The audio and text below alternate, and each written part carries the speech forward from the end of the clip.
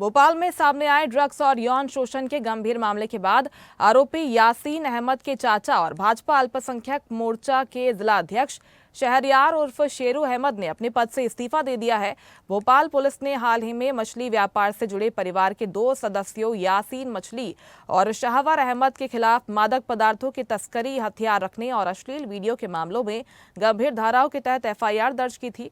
Police जांच के दौरान यासीन मछली के मोबाइल से 20 से अधिक हिंदू युवतियों के अश्लील वीडियो, धमकी भरे संदेश और हथियारों की तस्वीरें बरामद की हैं। मामले की गंभीरता को देखते हुए पुलिस ने एनडीपीएस एक्ट, आर्म्स एक्ट और आईटी एक्ट जैसी धाराएं भी जोड़ी थी।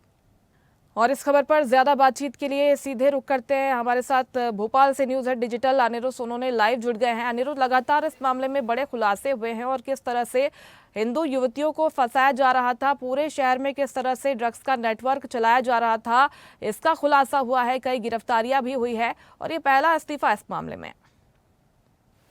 देखिए, भोपाल ड्रग रैकेट मामले में अब सीधा सीधा पॉलिटिकल कलेक्शन सामने आ गया है। और पिछले दिनों जब यासीन अहमद और शाहवर अहमद उर्फ यासीन मछली, शाहवर मछली जो चाचा भतीजे उनको पकड़ा गया था, तभी से यह चर्चाएं चल रही थी कि इस पूरे कांड में जो भोपाल में ड्रग्स सप्लाई की जाती थी, लड़कियों के, खासकर हिंदू लड़कियों के अश्लील वीडियो बनाए जाते थे, उन्हें ड्रग पेडलर बनाया जाता था, उनसे ड्रग सप्लाई किया जाता था। तभी से यह बात सामने आ रही थी कि इन लोगों के पॉलिटिकल कनेक्शन इतने मजबूत हैं जिससे इन पर कार्रवाई नहीं होती। लेकिन जिला प्रशासन ने, भोपाल क्राइम ब्रांच ने और पुलिस ने मिलकर जब पूरी पड़ताल की, इसके बाद इनकी अवैध संपत्ति सामने आई, जिसे कि 50 करोड़ की अवैध संपत्ति को ध्वस्त किया गया। और इसके बाद कल की बात करें तो भारतीय जनता पार्टी अल्पसंख्यक मोर्चे के जो भोपाल के जिलाध्यक्ष हैं शहरयार उर्फ शेरू अहमद, इन्होंने अपना इस्तीफा सौंप दिया। उन्होंने स्पष्ट लिखा है कि मेरे बड़े भाई के परिवार के लोगों पे इस तरह के आरोप लगे हैं जो कि पार्टी की छवि, यानी भारतीय जनता पार्टी की छवि खराब कर रहे हैं, इसलिए मैं इस्तीफा दे रहा हूं। तब ये स्पष्ट हो चुका है कि भारतीय जनता पार्टी अल्पसंख्यक मोर्चे के जिलाध्यक्ष जो भोपाल के थे शहरयार उर्फ शेरू अहमद, वो इस मामले की पुष्टि कर रहे हैं कि उनका परिवार ड्रग्स के कारोबार में, अवैध कामों में लिप्त था। और उन्होंने बाकायदा उसमें इस्तीफे का कारण लिखा है कि मेरे कारण भारतीय जनता पार्टी की छवि खराब हो रही है और इसलिए मैं इस्तीफा देता हूं। तो अब यह स्पष्ट हो गया है कि मछली परिवार के पॉलिटिकल कनेक्शन थे और इसी कारण वो लंबे समय से न केवल ड्रग का कारोबार कर रहा था, हिंदू युवतियों को फंसाने की साजिश रच रहा था, हथियारों की सप्लाई कर रहा था, आतंकियों से इनके कनेक्शन सामने आए हैं और लगातार अवैध कामों में लिप्त था और उसके पॉलिटिकल कनेक्शन ही उसे बचाते थे। लेकिन डॉक्टर मोहन यादव की सरकार और उनकी टीम ने बड़ी कार्रवाई करते हुए इस पूरे नेटवर्क को ध्वस्त किया। 50 करोड़ से ज़्यादा की अवैध संपत्ति को बुलडोजर से तोड़ा गया। इसके बाद जांच अभी भी क्राइम ब्रांच की जारी है। पूरे मामले में यासीन अहमद, शाहवर अहमद जो कि चाचा भतीजे हैं, यासीन मछली, शाहवर मछली, उनके समेत 7 लोगों की गिरफ्तारी हो चुकी है।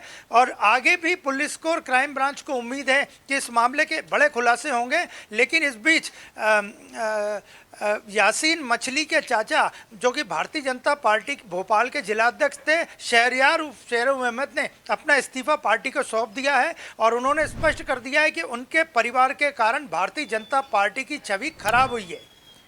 बिल्कुल, निश्चित तौर पर। लेकिन ये पद अब खाली हो गया है अनिरुद्ध और इस पद पर नई जिम्मेदारी देने की अब ज़रूरत महसूस हो रही है। कौन से नाम पद को संभालते हुए, ये नई जिम्मेदारी संभालते हुए नजर आ रहे हैं? कोई नाम की चर्चा है फिलहाल? देखिए, ये इस्तीफा अभी कुछ ही समय पहले दिया गया है, ज़्यादा समय इसको नहीं हुआ है, इसलिए कोई नामों की चर्चा नहीं है। लेकिन इस इस्तीफे ने कांग्रेस पार्टी को भी चौंका दिया, जो लगातार आरोप लगा रही थी कि मछली परिवार के पॉलिटिकल कनेक्शन इतने स्ट्रॉन्ग है कि वो लगातार पिछले कई वर्षों से इस तरह के कामों में लिप्त थे। और फिलहाल बात करें तो यासीन मछली ने कल यानी 2 अगस्त को एक भोपाल में बड़ी पार्टी अरेंज की थी, जिसके बकायदा सोशल मीडिया पे पोस्टर जारी किए गए थे, वीडियो जारी किए गए थे।